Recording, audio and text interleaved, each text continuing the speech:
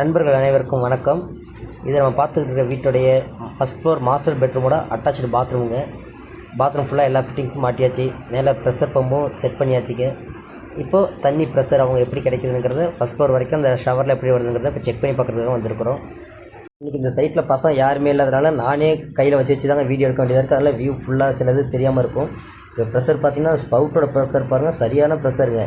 இந்த ப்ரெஷருக்கு அந்த டைலே கட்டாயிரம் அந்தளவுக்கு ப்ரெஷர் வருது. இந்த ஃபஸ்ட் ஃப்ளோர் அளவுக்கு இவங்க எதிர்பார்த்தே ஃபஸ்ட்டு ஷவருக்காக தாங்க ப்ரெஷர் பம்ப் அவங்க பண்ணுது. அவங்க எதிர்பார்த்த மாதிரி நல்ல ப்ரெஷர் இப்போ ஷவர் வந்துருச்சு. அவங்க கிளைண்ட்டுக்கு ஏற்ற மாதிரி அதுமாரி ஹேண்ட் ஷவர் ரெண்டுமே நல்லாவே ஒர்க் ஆகுதுங்க. இங்கே காஸ்ட்டு கொஞ்சம் ஜாஸ்தியாக இருந்தாலும் வீட்டோட அவுட்புட் நல்லாவே வந்துருச்சுங்க.